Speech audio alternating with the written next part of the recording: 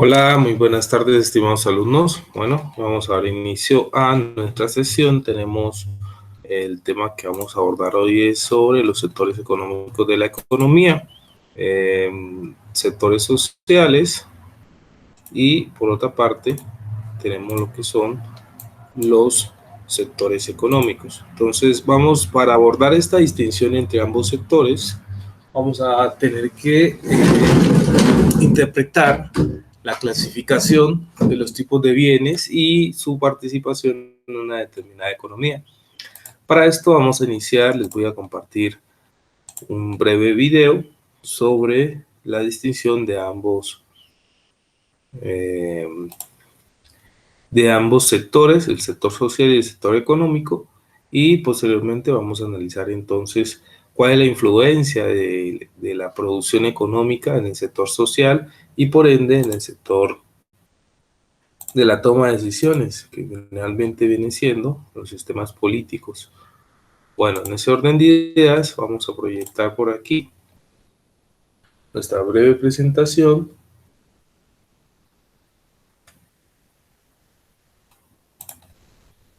Ahí va.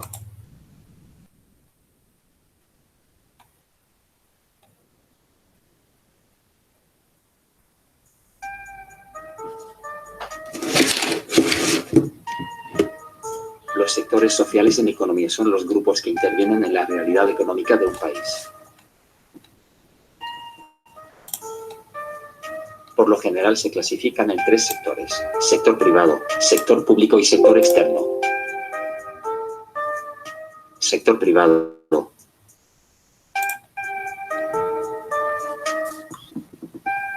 El sector privado está constituido por las actividades de la economía que buscan el ánimo de lucro y que además no están bajo el control del Estado.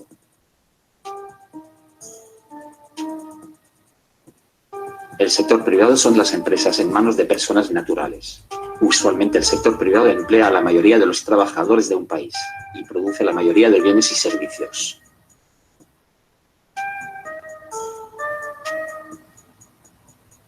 Sector público. El sector público agrupa a las diferentes instituciones del Estado mediante las cuales éste cumple o hace cumplir las leyes del país, como la policía o el ejército.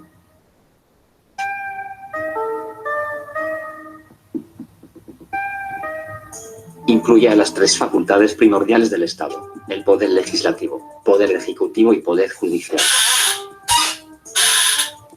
También incluye a las empresas propiedad del Estado que desempeñan alguna actividad económica. Por lo general son monopolios creados a través de reglamentación estatal o empresas enfocadas en la producción de bienes públicos.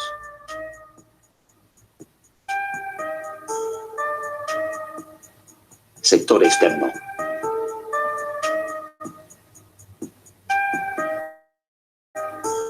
El sector externo engloba las actividades llevadas a cabo por los países a nivel internacional con relación al intercambio productivo, laboral y comercial. De esta forma, el sector externo comprende la exportación e importación de mercancías. En general, todos los países tienen una relación con el exterior y no son autarquías económicas.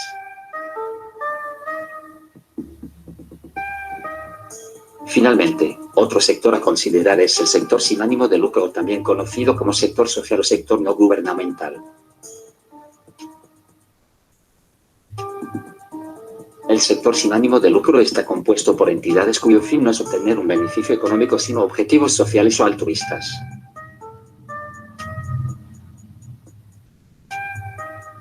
Las actividades de este tipo de organizaciones son financiadas gracias a ayudas y donaciones de personas físicas, empresas o del Estado.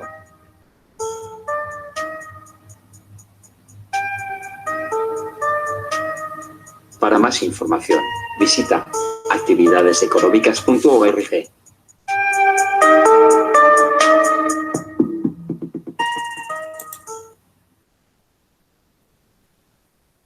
Muy bien, en el breve video alcanzamos a ver lo que es la distinción entre lo que son el sector privado, el sector económico y el sector social. Bien, voy a compartirles pantalla antes de pasar a hacer el desglose de lo que tiene que ver con ambos sectores. Y vamos entonces por aquí, les voy a compartir pantalla en el pizarrón.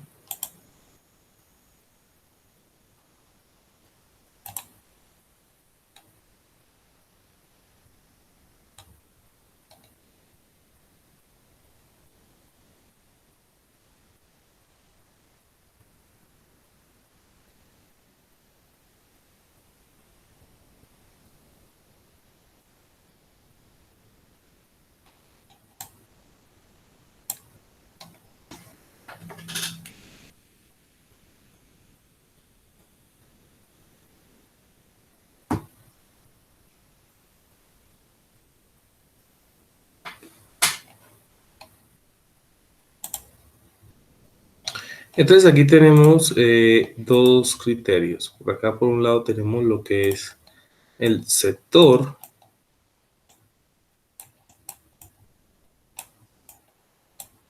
económico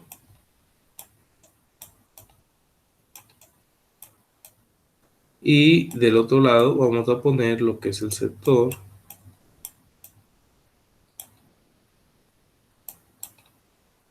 en verde, vamos a darle verdecito, lo que es el sector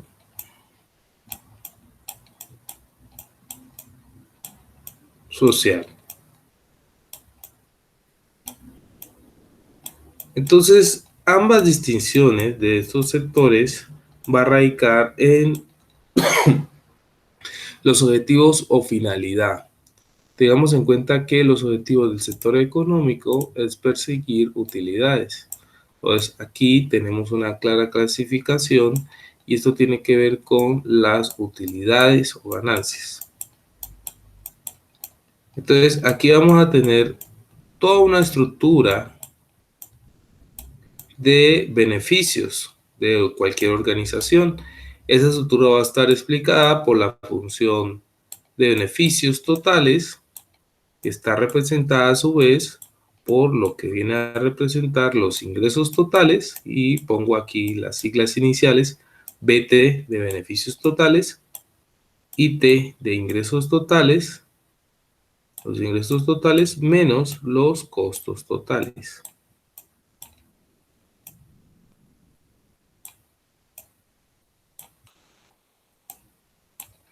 Bien, entonces, ingresos totales menos costos totales.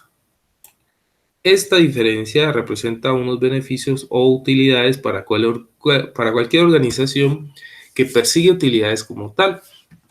Entonces, las organizaciones se van a enfocar en lo que es maximizar sus ingresos, y esta maximización de ingresos viene acompañada de una reducción de costes. Esto es lo que persigue estratégicamente en términos administrativos cualquier organización. Ahora, en términos de las organizaciones sociales, tengamos en cuenta que el sector social lo que persigue es un beneficio colectivo. Entonces, aquí no hablamos de beneficios totales, sino de beneficios de bienestar social, que son beneficios colectivos. Tengamos en cuenta que los beneficios colectivos buscan una mejora de calidad de vida. Entonces, la calidad de vida está asociada con precisamente una intervención de la misma sociedad, puede ser a través de organizaciones sin ánimo de lucro, como lo veíamos en el video, pero también, por otra parte, está lo que tiene que ver con las instituciones no gubernamentales que asisten de manera continua para contribuir con el desarrollo. Entonces, aquí hay una distinción de fondo que tenemos que reconocer y está claramente identificada en términos incluso filosóficos. Y es que el sector económico afecta en términos económicos o en términos marxistas, lo podríamos decir desde una óptica filosófica, a lo que tiene que ver con el crecimiento económico. Aquí tenemos lo que es el crecimiento económico.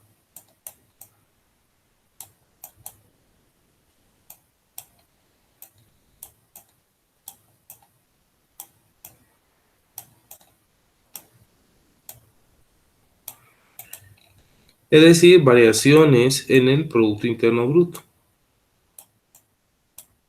de un determinado país. Pero por otra parte tenemos lo que es el sector social.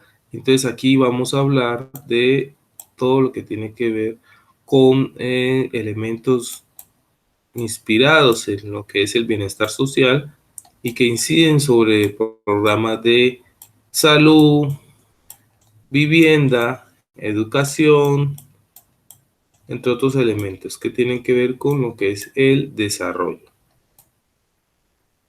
Entonces, son dos ópticas distintas. No necesariamente el hecho de que el sector económico impulse los programas de ingreso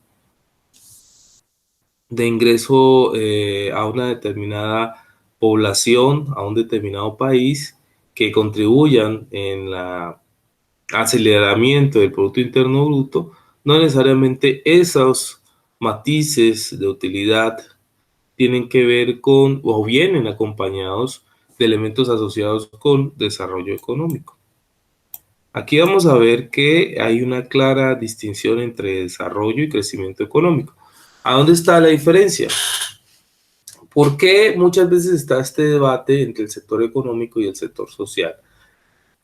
Porque efectivamente, si se acelera el Producto Interno Bruto, uno esperaría que haya una retribución en términos sociales y que esto afecte positivamente el país, pero originalmente no ocurren ese tipo de cosas y por el contrario, la evidencia empírica demuestra, principalmente en el caso de países en vía de desarrollo, que cuando crece el Producto Interno Bruto regularmente viene acompañado de los sectores dominantes, son los que impulsan el crecimiento, es decir, sectores como el sector minero, el sector automotriz, bueno, y estos sectores pues efectivamente ayudan al ingreso bruto nacional, no necesariamente generando fuentes de empleo.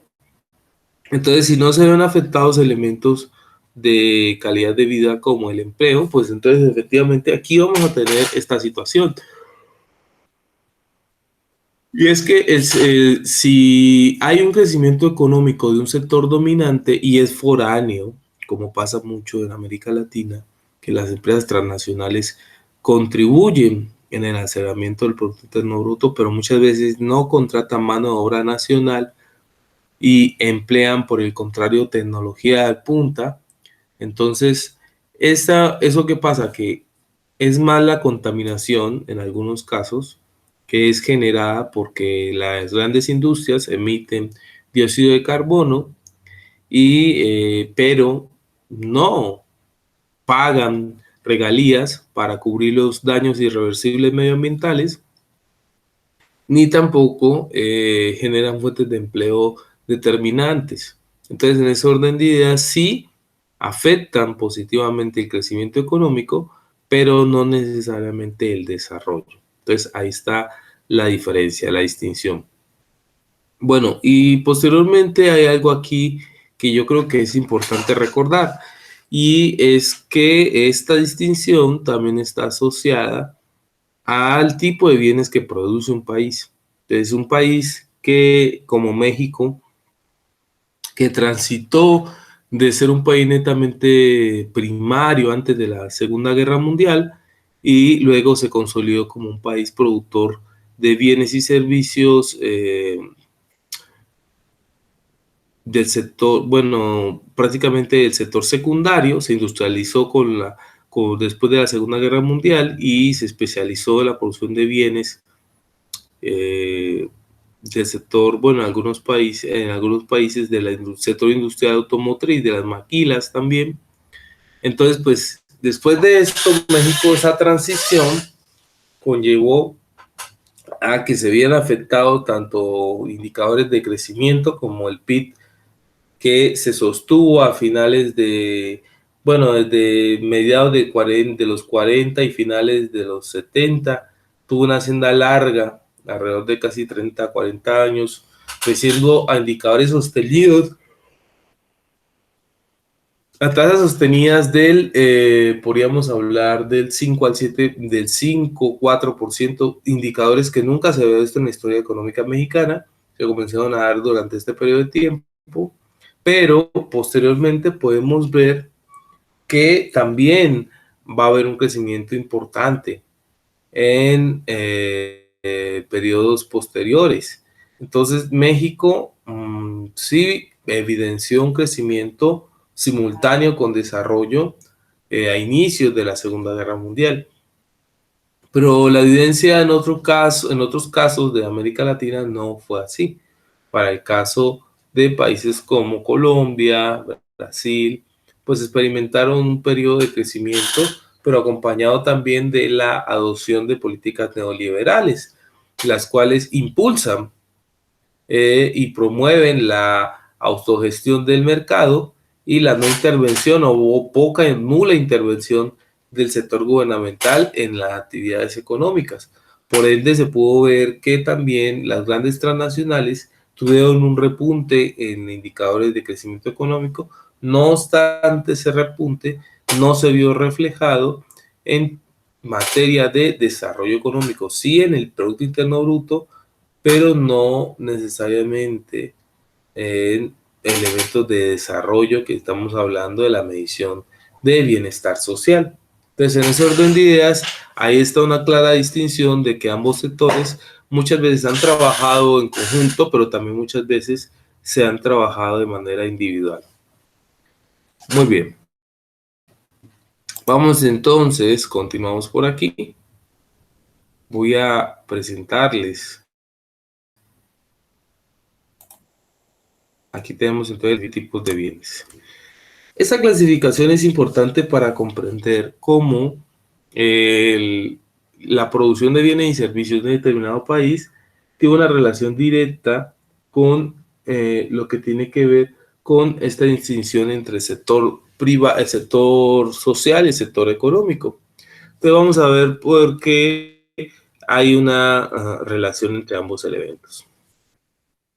Entonces, la clasificación o la tipología de los bienes se va a medir de acuerdo al grado de volumen, es decir, escasez o abundancia, al grado de funcionalidad, grado de transformación, facilidad de acceso o según la renta. Entonces, de acuerdo a esas clasificaciones, tenemos el presente, la presente material, ¿no? Aquí podemos decir que grado de escasez. Entonces, la tipología de los bienes de acuerdo al grado de escasez aborda que hay bienes libres y bienes económicos. ¿A qué se le denomina como bienes libres? Bueno, los bienes libres son los bienes que son de libre acceso, que no tienen un valor intrínseco como tal y que son accesibles para la población en general. Entonces, en este momento yo les diría a ustedes, ¿qué bien podría cumplir con esas características? Que es de libre acceso, y todo el mundo puede acceder a él sin ningún costo. ¿Qué bien podría ser un bien libre? Entonces, antes de responder a esta pregunta, yo creo que podríamos entonces pensar en esto. ¿Qué bien podría ser un bien libre? Un bien libre podría ser el bien como el aire, el oxígeno. Son bienes de libre acceso a todas las personas incondicionalmente, sea la formación que sea. Es un bien que no tiene fronteras en términos de accesibilidad. Es decir, un bien que no es cobrado y es de libre acceso. Es el aire o el oxígeno. Podríamos decir que el agua, ¿por qué no lo clasificamos? Porque sabemos que el agua es un bien económico. En algunas zonas, el agua es vista incluso como un bien escaso y tiene un valor bastante elevado. Si nos vamos a zonas desérticas, pues lo podemos verificar. Ahora, bienes económicos. Bueno, los bienes económicos son todos los bienes que tienen un valor. Y ese valor intrínseco o agregado también, visto de esta manera, contribuye en lo que tiene que ver con el intercambio de este bien como mercancía. Entonces, aquí hablamos de bienes económicos a todos los que el hombre asigna un valor. y ese valor pues efectivamente le da una ponderación económica. Bueno, entonces hablemos de los bienes de acuerdo a su funcionalidad. Recordemos que aquí tenemos dos clasificaciones. Por una parte está lo que es el bien de consumo y por otra parte está lo que es el bien de inversión. Un bien de consumo es un bien cuya funcionalidad tiene un orden de partida, pero un orden también de finalización. Es decir, se consume hoy mismo un bien y ese bien no necesariamente se espera una retribución de él. Es decir, el consumo puede ser un bien que se consume como tal, desaparece, pero este bien no me representa a mí una retribución, a diferencia de lo que es el bienes de inversión. Los bienes de inversión sí me representan a mí una retribución. Entonces vamos a tener en cuenta aquí varios elementos. Tengamos en cuenta que los bienes de inversión me representan a mí una retribución en términos monetarios, es decir, se invierte hoy esperando obtener una retribución el día de mañana. A esa clasificación se le denomina bienes de inversión. Entonces, son todos los que hoy me representan un retorno a una inversión. Podría ser que hoy inviertes un determinado dinero esperando que el día de mañana te retribuya un ingreso o un bienestar. Incluso en este caso podríamos hablar de bienes como cuáles. Podríamos decir de la educación. Ustedes hoy están invirtiendo en educación y esperan que esa inversión les retribuya un conocimiento y a la vez les retribuya la oportunidad de incursionar en el mercado laboral. Ahora, miremos lo que es la clasificación de acuerdo al grado de transformación. Entonces, aquí tenemos dos categorías. Una es los bienes intermedios y otra es los bienes finales. Por su nombre, podríamos decir que los bienes intermedios son cuyos bienes están en un proceso de producción, de industrialización, de manufactura o como se les quiera llamar. Pero son bienes que no representan un consumo final, es decir, no se pueden consumir hoy mismo dentro del proceso de producción, porque están dentro de un proceso prematuro, un proceso de, que valga la redundancia, de proceso, pues es un proceso, precisamente, no es un bien terminado, sino un producto que está en proceso. Ahora, el bien final es entonces ya el bien terminado. Es el bien que va directamente a los canales de distribución, a los supermercados. Es un bien que ya constituye lo que es la finalidad de un bien en un determinado mercado. Por otra parte, tenemos lo que son los bienes de acuerdo a... bueno, entonces de acuerdo a este bienes intermedios y finales, podríamos decir una hamburguesa o como comida rápida es un bien final, ¿cierto? Porque va directamente al consumidor. Pero, ¿cuál podría ser un bien intermedio de la hamburguesa? Bueno, pues un bien intermedio podría ser sus insumos de producción, como es el pan, la carne, el tomate, la lechuga. Son bienes que están en un proceso, digámoslo así. Entonces son bienes intermedios, previos a la producción final que representa el consumo final de un determinado bien. A ver, por otra parte, entonces ahorita sí nos vamos a la clasificación que habla acerca de la facilidad de acceso. Entonces aquí tenemos que hay bienes de carácter público, hay bienes de carácter privado, hay bienes de carácter mixto o de propiedad privada. Entonces aquí nos va a hablar acerca del origen del capital de financiamiento. El financiamiento del proyecto si tiene un origen de un órgano oficial o público. Entonces aquí estamos hablando de un bien público. Pero también hay casos donde el origen viene principalmente percibido por iniciativa privada, particular. Entonces aquí estamos hablando de un bien privado, ¿cierto? Y finalmente tenemos lo que es bien de propiedad privada, que también está asociado al ámbito privado. Entonces aquí retomamos la clasificación que estamos abordando en la clase del día de hoy, que es sobre el sector económico y sector social. Entonces, de estas clasificaciones que vamos aquí, desde grado de escasez, funcionalidad, grado de transformación y finalmente facilidad de acceso, de esas cuál podríamos clasificar como bien social y cuál podríamos clasificar como bien privado. Entonces, de acuerdo a la escasez, recordemos que el bien libre podría ser un bien social, ¿cierto? Podría ser lo que está asociado con elementos de ámbito social, porque no perciben un lucro como tal. Entonces se encuentran desde el sector social los bienes libres. Los bienes económicos prácticamente sí lo perciben, entonces aquí hablamos de un sector económico, valga la redundancia. De acuerdo a su funcionalidad, bienes de consumo, bienes de inversión. Los bienes de consumo, un ejemplo que se me pasaba a ponerles,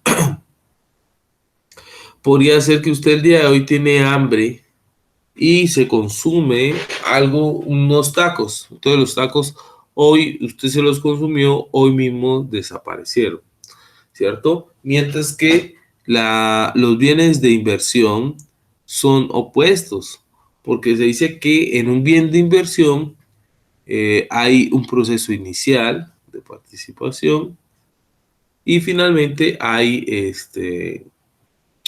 un bien final que es de transformación. Entonces aquí podríamos decir que dentro del sector económico se encuentran ambos bienes, tanto los bienes intermedios como los bienes finales.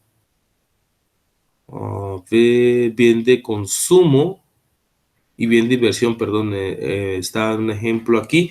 El bien de consumo representa un bien económico, pero que es consumido directamente. Le ponía el caso de un taco. Mientras que un bien de inversión podría ser un negocio que se está invirtiendo, se espera una retribución, entre otros ejemplos asociados a una retribución económica. Por otra parte está la facilidad de acceso, y dijimos que pues bienes privados hacen parte de los bienes del sector económico, mientras que los bienes públicos, ahí está claramente identificado, lo que son bienes de carácter público y bienes de propiedad, bienes privados y bienes de propiedad privada, hace parte de los bienes del sector económico, mientras que los bienes del sector público, pues efectivamente aquí están como bienes públicos. Y finalmente tenemos la clasificación de acuerdo a su renta. Y aquí hay dos categorías, bienes normales y bienes inferiores. Dentro de los bienes normales tenemos bienes superiores y bienes de primera necesidad. Los bienes superiores son a cuyos bienes aumentan cuando aumenta la renta. Es decir, cuando aumenta su renta, usted pasa a consumir unos determinados bienes, bienes económicos. ¿Como cuáles? Podría ser en el caso de usted, ahora que tiene un mayor poder de renta, comienza a consumir algunos bienes que no solía hacerlo. Por lo menos un caso inverso podría ser el caso de los bienes inferiores. Cuando usted tiene un mayor poder de renta, entonces usted deja de consumir algunos bienes y consume más otros. En el caso del coche, usted ahora que tiene una renta superior y de acuerdo a la teoría de bienes inferiores, podríamos decir que usted estaría más dispuesto a consumir un propio carro que a consumir transporte público. Eso podría ser un ejemplo directo. Muy bien, vamos entonces a mirar estos conceptos de manera detenida.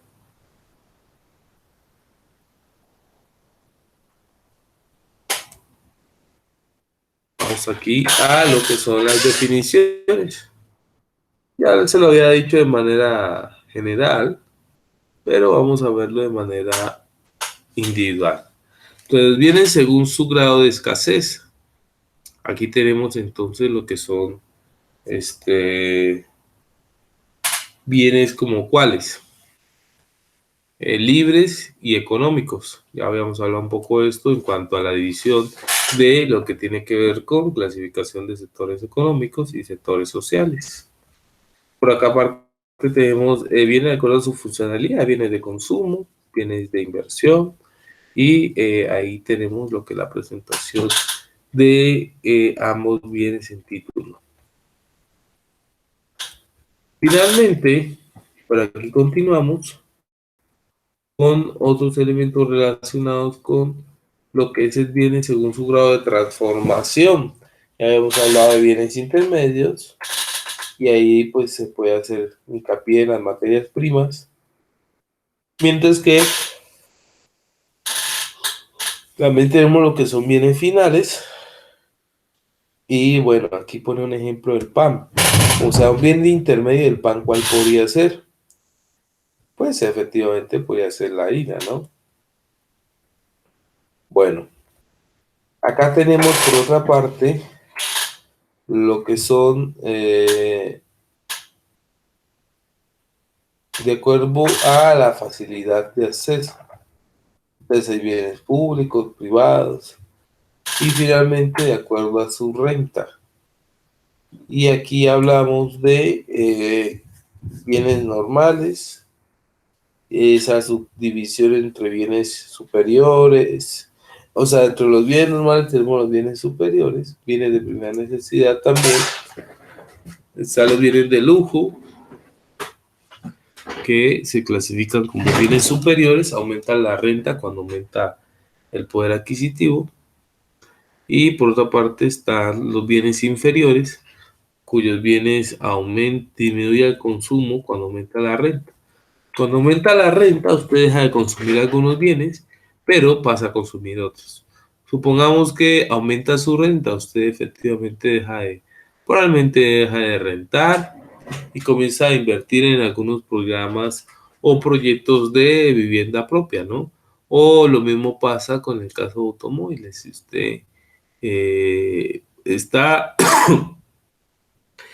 tiene un bien que se clasifica dentro de la categoría de los bienes finales, entonces aquí podríamos decir que es un bien que tiene un consumo directo, de fábrica al consumidor final. Y de esta manera entonces nosotros podemos concluir que el sector económico y el sector social pueden en algunos casos tener cierta relación en conjunto, pueden coludir, pero en otros casos, en la mayoría de casos, regularmente no lo hacen, porque partimos de la generación de fuentes de ingreso y en eso lo tiene bastante claramente determinado lo que son el sector económico, mientras que el sector social busca financiarse por elementos externos. Y entonces aquí juega un rol importantísimo lo que está asociado con alguna participación del sector privado. Bien, les voy a proyectar brevemente. Por aquí vamos a ver brevemente. Les voy a proyectar. Un momento, por favor.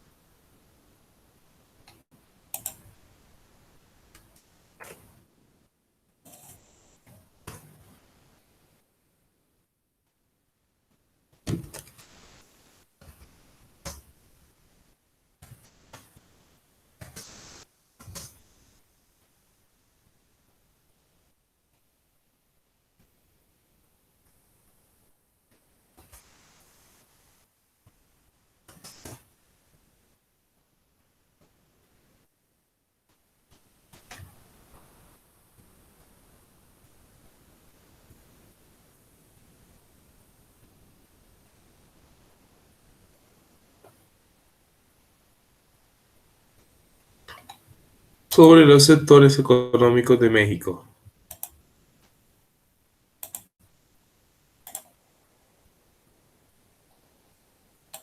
Bueno, vamos a ver aquí un poco sobre lo que son los sectores económicos de México.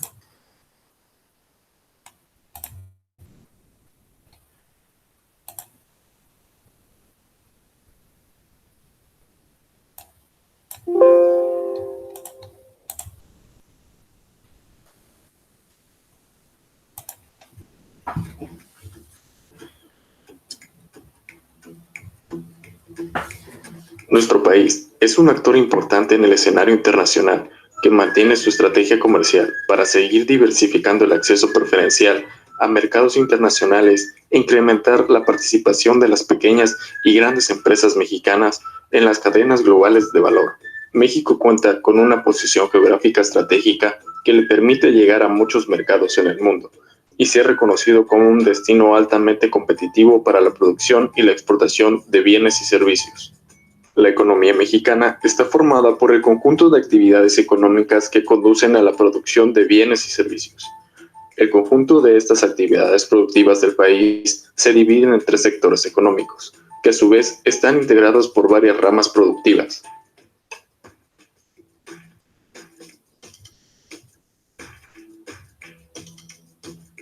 La agricultura en México es considerada como una de las actividades económicas con mayor relevancia, ya que genera gran cantidad de empleos en el país.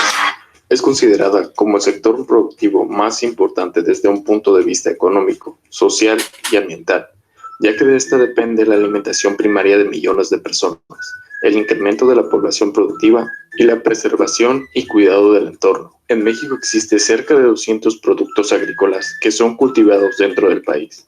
Entre los más destacados por su importancia en el consumo se encuentra el maíz, frijol, trigo, arroz, sorgo, caña de azúcar, tomate, chile y las oleaginosas por alta producción de aceites derivados de sus semillas. La zona dedicada a la producción agrícola en México es muy amplia, ya que ocupa poco más del 13% del total del territorio nacional, lo que equivale a 145 millones de hectáreas dedicadas a esta actividad, donde el maíz y el frijol representan más del 80% de la producción agrícola, al ser productos que más se cultivan en toda la República.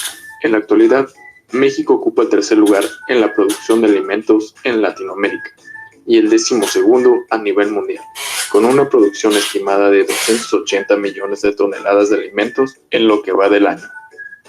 Pesca. Es la captura de peces y otros organismos en agua salada.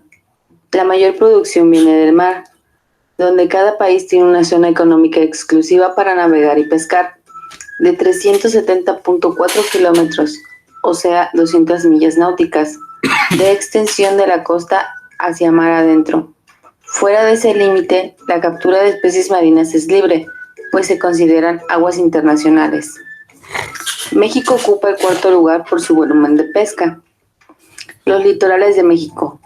México tiene 11.122 kilómetros de litorales, que significan un gran potencial de recursos pesqueros. Sin embargo, la actividad pesquera no está lo suficientemente desarrollada.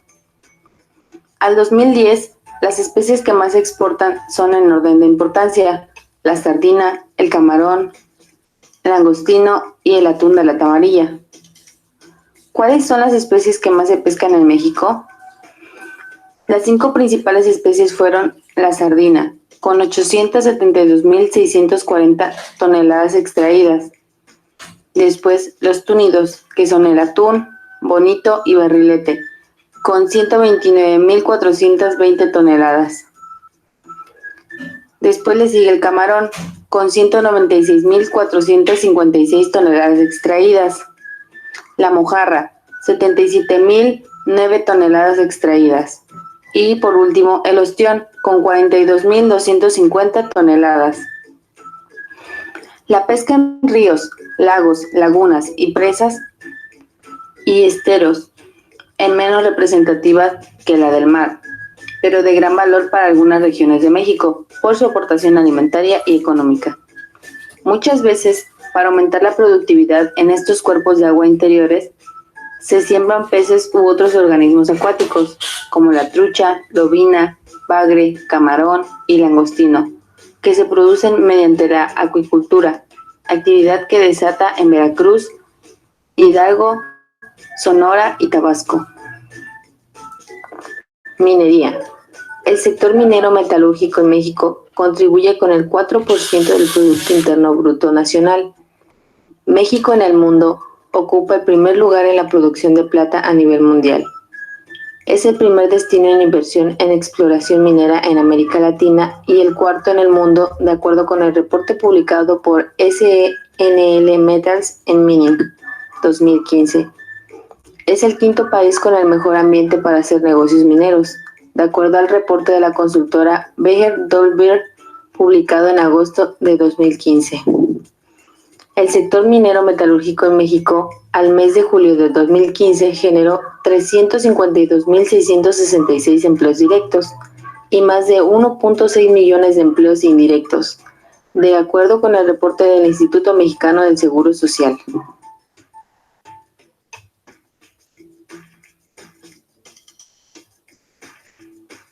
Industria manufacturera.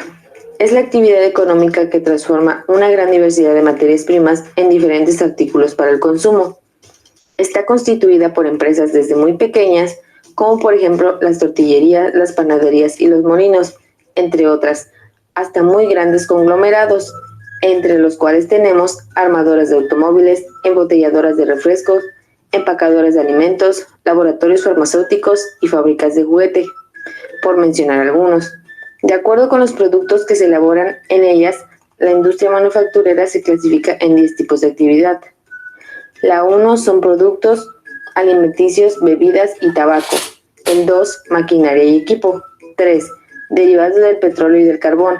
Industrias químicas del plástico y del hule. 4, industrias metálicas. 5, productos a base de minerales no metálicos. 6, industrias textiles, prendas de vestir e industrias del cuero. 7, papel, impresión e industrias relacionadas. 8, industrias manufactureras. 9, industria de la madera. Y la 10, la fabricación de muebles y productos relacionados.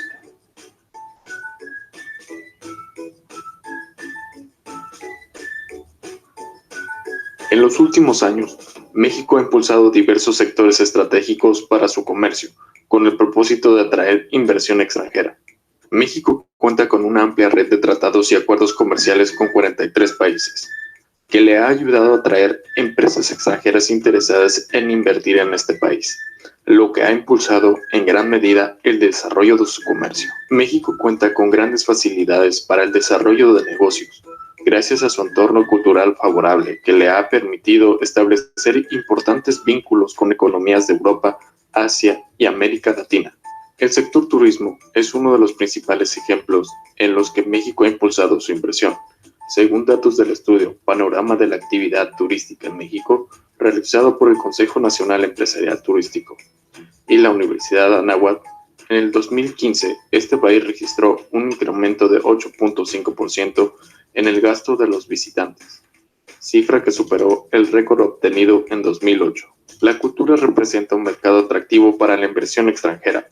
México cuenta con más de 400 festivales culturales y ferias de libros, entre los que perfilan la Feria Internacional del Libro de Guadalajara, que es considerada la segunda más importante a nivel mundial. En materia de transporte, México cuenta con una red de 27,000 kilómetros de vías férreas, que lo conectan con Estados Unidos, Guatemala y con el Océano Pacífico, así como el Golfo de México.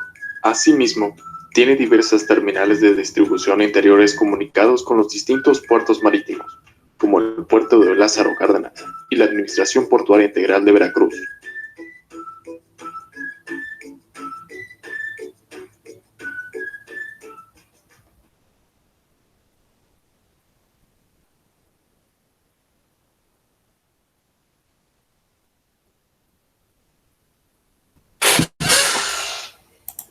Muy bien, en el video que acabamos de observar podemos tener como referencia lo que fue el sector económico para el caso mexicano. Vimos los sectores más productivos y bueno, y en ese orden de ideas abordamos diferentes elementos asociados con el sector económico y el sector social.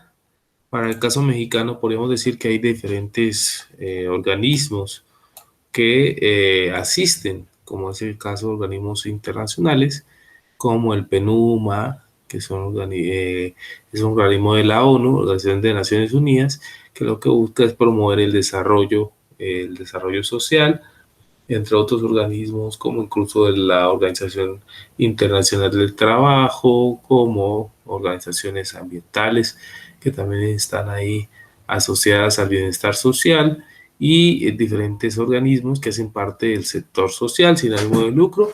Pero en el video observamos principalmente lo que fue el sector económico mexicano, pues abordando lo que es el sector de la agricultura, pesca, y por otra parte también las maquilas y otros sectores que son dominantes, digamos, en términos económicos, en tiempos contemporáneos. Bueno, de esta manera culminamos lo que es la distinción entre lo que es sectores económicos y sectores sociales. Por hoy tenemos nuestra finalización, pero bueno, esta semana no les dejaré una tarea como tal, pero para la próxima sesión hablaremos entonces, finalmente cerrando el curso. Ya nos quedan pocas sesiones y les daré unas indicaciones para que tengamos la entrega de una actividad de evaluación final. Bueno, con esto entonces cerramos nuestra presentación del día de hoy. Espero tengan un buen resto de semana y bueno, estamos en contacto.